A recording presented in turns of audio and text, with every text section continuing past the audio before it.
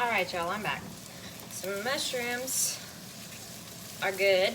I'm gonna crank up the heat a little bit because I gotta cook my chicken.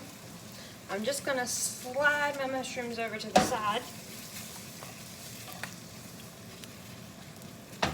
They have a nice little crispy edge on them. I hacked my chicken all up. And I like cutting my chicken up on these little boards that are nice and bending so I can just flip right into it. And they're washable. And I keep the tongs handy so that I can spread them out in the wok. Now, it's really tempting to keep moving them and stirring them, but honestly, if you like a little bit of crunch or that crisp to anything that you're cooking or searing, you have to let the heat do its job. So once you get it in the pan, leave it alone. That's what it's for. That's what it's there for. It's there to heat. It's there to cook. So let it heat up, and once the heat hits the fat crisps up and it crackles and it pops and it creates that crust. And that's what it's doing when it hits the pan. And if you move it, it doesn't create that crust.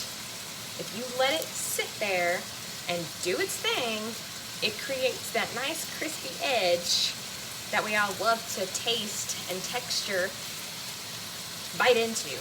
So, let it do its thing as it's going. My water's boiling now, so I can set my tongs right here. Here's this, my pad thai noodles. To make my kind of pad thai, not my authentic pad thai, just sort of. And they come out in these little bunches, so loop, loop, loop, loop. Now, what bodes true for meat does not hold true for noodles. They're not all the way in the water.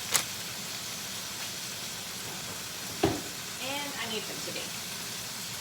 So, we're gonna make them. There we go. With a flat edge spoon, I'm just gonna mash them in there.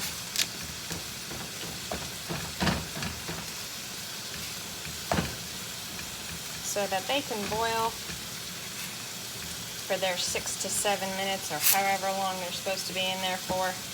I know I said I don't need that box anymore, and sure as shit, I do. Just like any other person that throws the instructions away on the side of a fucking Kraft Max box.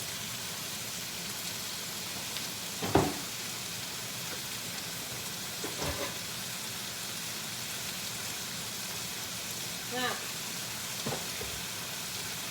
6 to 7 minutes, my ass, it's 4 to 5 minutes. So, let's give him a good shaker-upper,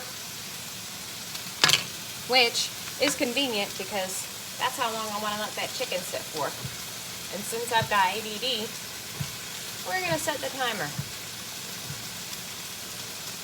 And turn on the vent. So, I hope y'all can hear me. I'm going to mince some garlic. If you don't have one of these handy dandy things, it kind of looks like a torture device.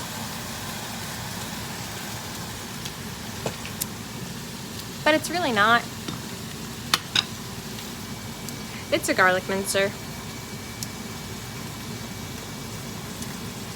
And what it does is it takes your garlic clove, and if you don't know how to peel garlic, you can crush it, mash it, peel it from the bottom up, like however you want to peel it, just peel it. Buy it pre-peeled. You can buy it pre-minced if you want. But get a garlic clove. And then pop it into this, that one's stuck. Pop it into the garlic mincer. And it will smush it.